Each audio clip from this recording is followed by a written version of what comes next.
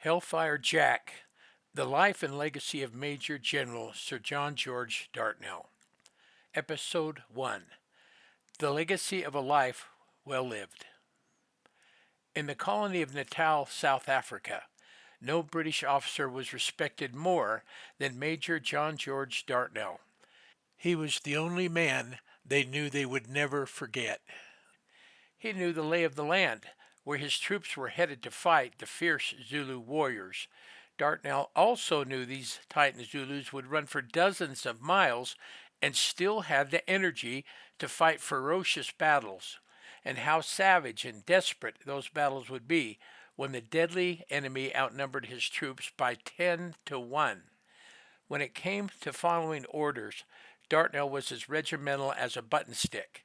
This British officer had faith in his men and knew exactly what he could expect from them. But more importantly, his men had so much confidence in Dartnell, they said they would follow him into the fires of hell because they knew Major John George Dartnell would bring them back home again. They called him Hellfire Jack. Hellfire Jack was my favorite hero when I was a little boy. This is a picture of me, Jared Thomas Garfield, when I was 6 years old. My grandmother Garfield was Hellfire Jack's granddaughter, and she loved telling me stories about him. This is a photo of my grandparents, Louis David Garfield and Noonie Violet Garfield.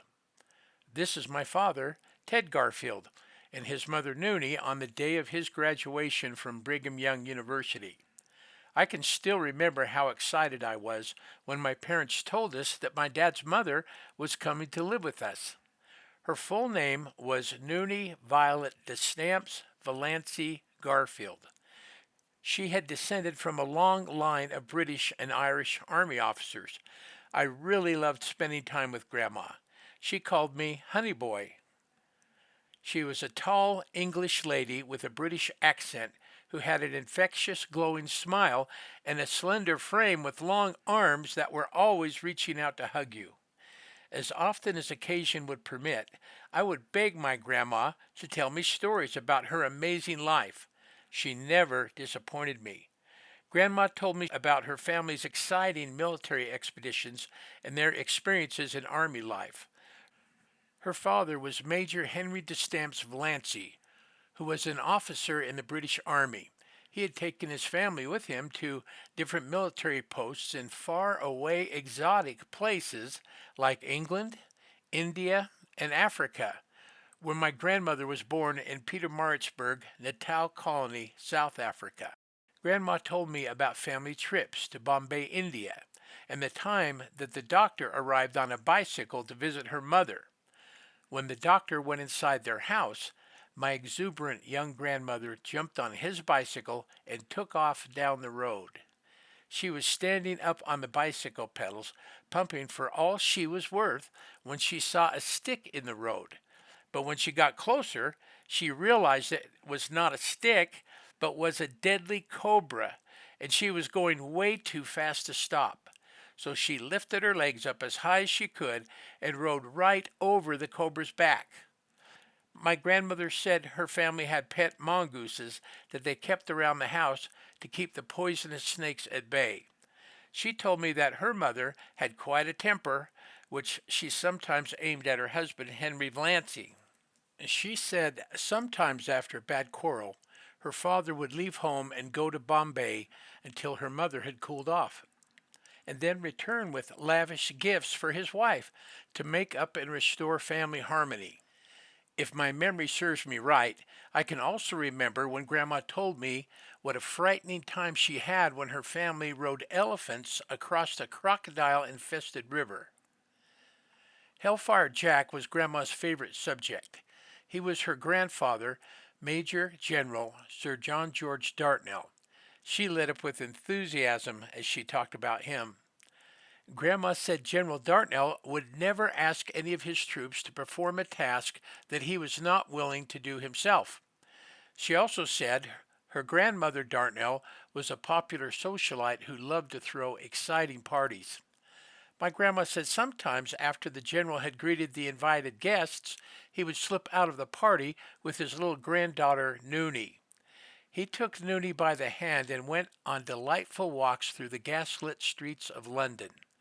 She remembered how the ornate gas lamps created a holiday glow that shimmered on wet cobblestones and palatial buildings. He told young Noonie that most of the people at the party knew nothing about the hardships of battle or the thrill of cavalry charges. Grandma really treasured those extraordinary walks when her grandfather focused on giving her individual attention that made her feel so genuinely loved. My grandmother told me about the First World War and how scared she was when she saw giant German Zeppelins fly over London to drop bombs. I saw pictures of her when she was a young nurse and was employed to take this little girl across the Atlantic Ocean.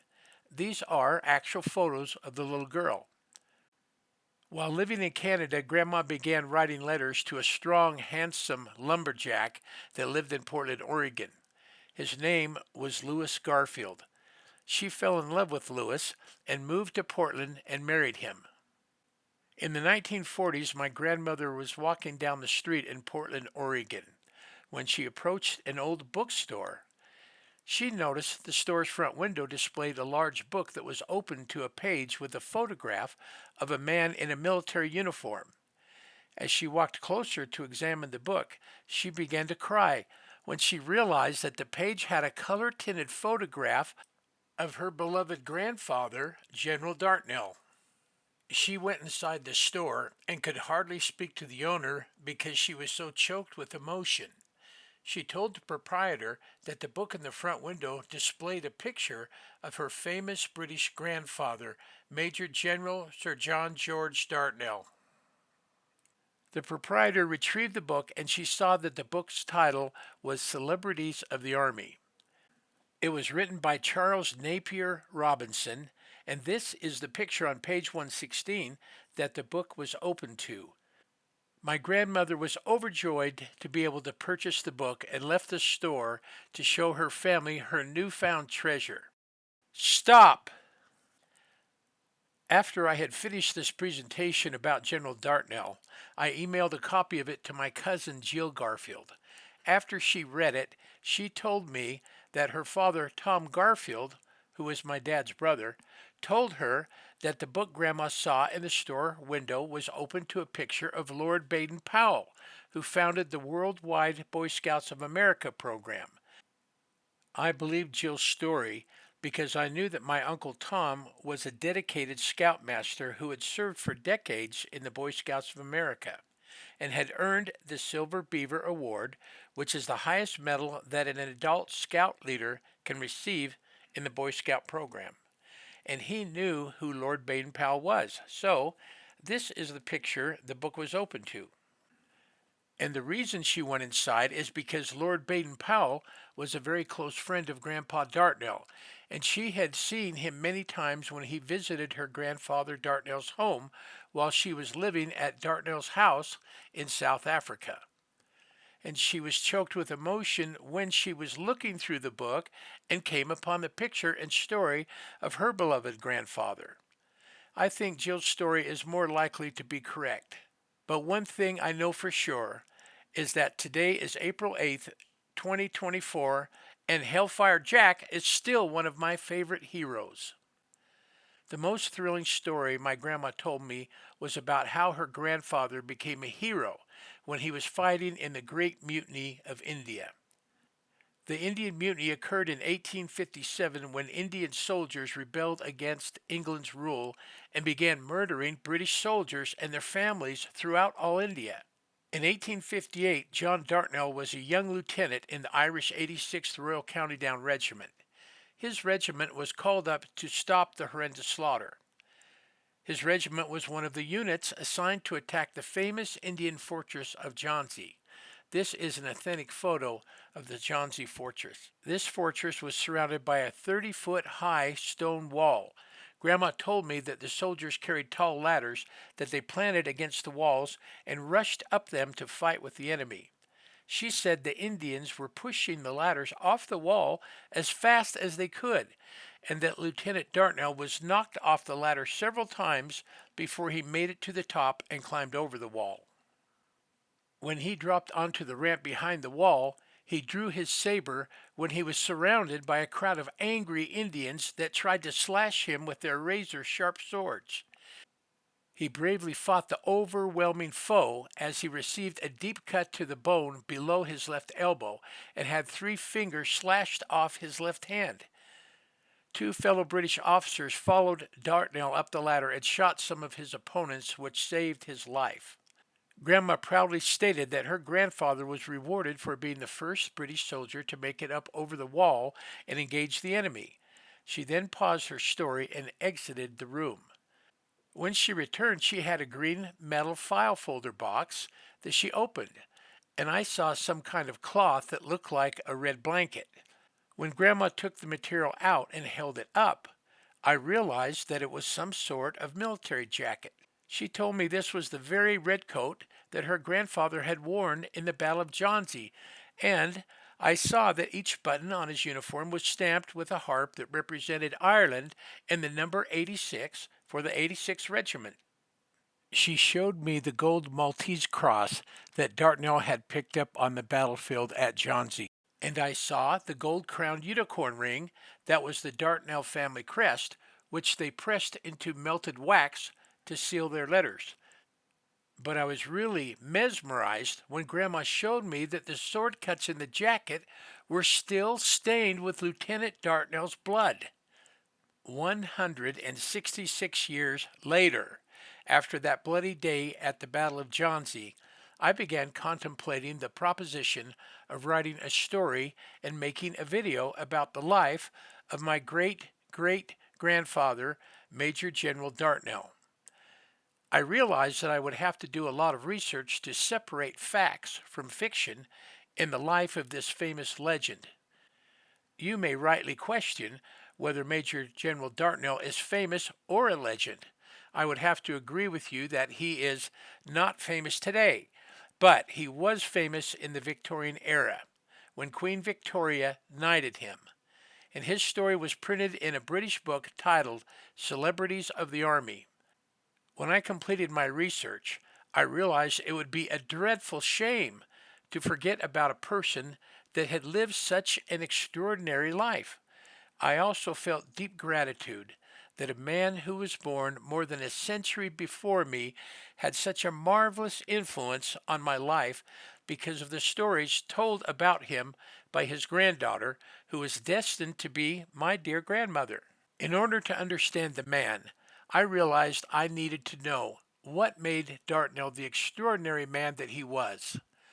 What were the internal and external influences that motivated him to have so much courage and drive? What were conditions like in the nation he grew up in? What kind of family, values, and traditions did he possess? John George Dartnell was born on April 2, 1838 in London, Middlesex, Ontario, Canada.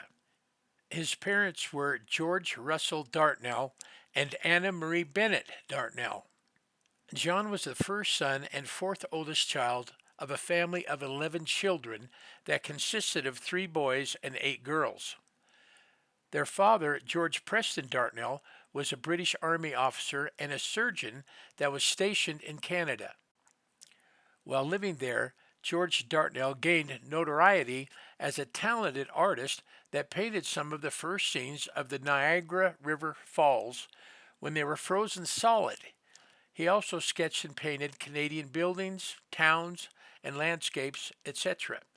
Some of his artwork is published in the book Posted to Canada. In his later life back in England, George was the Inspector General of British hospitals, and the painting below shows George Dartnell accompanying the young Queen Victoria as she toured British hospitals during the Crimean War. George Dartnell's son, John, was not born into England's royal family with a silver spoon in his mouth, but he was a loyal subject of Her Majesty Queen Victoria. And he was fortunate to have watchful and loving parents who were devoted to their offspring. The Dartnells loved their children or they would not have raised 11 of them. They provided their children with proper instruction, including helping them to understand the blessings of hard work and self-discipline. The Dartnells lived in the golden age of England when the sun never set upon the British Empire. This period of history was also known as the Victorian era. England subscribed to the Stoic Christian code of honor. The Stoic part of this phrase is from the ancient school of Hellenistic philosophy, which emphasized the need for self-discipline rather than being controlled by earthly desires or foolish fears. This philosophy stressed improving society by working together with others while being fair and just. England was a Christian nation with a moral society that sent thousands of missionaries to foreign countries to spread the gospel of Jesus Christ. This English Christian code of honor emphasized the need to learn self-discipline by following God's righteous laws and the laws of one's own sovereign kingdom. Honor is what motivated men to fulfill these expectations. If they showed courage and mastery, they were honored as men, and with that honor came the privileges of being a full member of society. If they excelled at the honor code, they were granted even more status, and thus more privileges. But if they showed cowardice and laziness, then they were shamed as unmanly and lost their access to those privileges. Victorian society consisted primarily of three social classes. They were the upper class, middle class, and the lower class. Some said the upper and middle classes seemed to adopt these Christian values more readily than the lower classes. The Dartnell family were members of the upper class. This code of honor was also taught in the British military, where the armed forces swore an oath that I will be faithful and bear true allegiance to Her Majesty the Queen, her heirs and successors, and that I will, as in duty bound, honestly and faithfully defend Her Majesty. This Christian code of honor was so universal in the military that when soldiers were knighted by the monarch, they were initiated into the Christian code of chivalry. Chivalry is an ancient code of conduct developed as early as 1170 A.D. Young John Dartnell swore an oath when he became an officer of the British Army and was commissioned an ensign when he was only 17 years, 3 months, and 21 days old. And later, when he was knighted by the Queen of England, he swore to obey the laws of chivalry. I think that later, as a British officer of Her Majesty, when he was a young 20-year-old about to go up a 30-foot ladder to fight the enemy, he must have thought of his duty to God and country and prayed for God's protection as he rushed up that ladder of destiny on the high walls of the fortress of Jhansi. And I am sure that it was this commitment to honor and duty which guided him throughout the rest of his life. This very same Stoic Christian code of honor was also felt by American citizens who were mostly of British descent. An example of this is General Douglas MacArthur's farewell speech to the cadets at West Point Military Academy, where he stated, "Duty, honor, country, those three hallowed words reverently dictate what you ought to be, what you can be, and what you will be. They are your rallying points to build courage when courage seems to fail, to regain faith when there seems to be little cause for faith, to create hope when hope becomes forlorn." Close quote. When I consider the time-honored values of the Victorian era, I am very saddened when I see how far the world has descended into darkness because so many people have forgotten God and rejected duty, honor, and country as they become more selfish, materialistic, and devoid of self-discipline. To show you how accurate my grandmother's stories were, I will now tell the story of the Battle of Jhansi as I found it on the internet in British History about the Great Indian Mutiny of 1857 to 1859. John was only 17 years old when he was commissioned an officer with the rank of Ensign in the British Army. He was assigned to the Irish 86th Royal County Down Regiment in 1855. In November 1856, he was promoted to the higher rank of lieutenant. He was still in the 86th Regiment when he served with the Central India Field Force under Sir Hugh Rose during the Indian Mutiny in 1857 to 1859, and was present at the storm and capture of Chandery. On the day after his 20th birthday, Lieutenant Dartnell was assigned to lead the left escalade attack group on the fortress of Jhansi under Major Stewart of the 86th Regiment. An escalade attack is when you must use ladders or ropes to go over a tall wall or obstacle. Dartnell's escalade group carried 4 tall ladders with it. Upon arrival under the 30-foot high wall, the engineers tried to place the ladders in position, but they were continually thrown down until British sharpshooters shot those that were pushing the ladders off the wall, and the soldiers were also injured by stones and logs of wood thrown down upon them from the top of the walls, which wounded several men.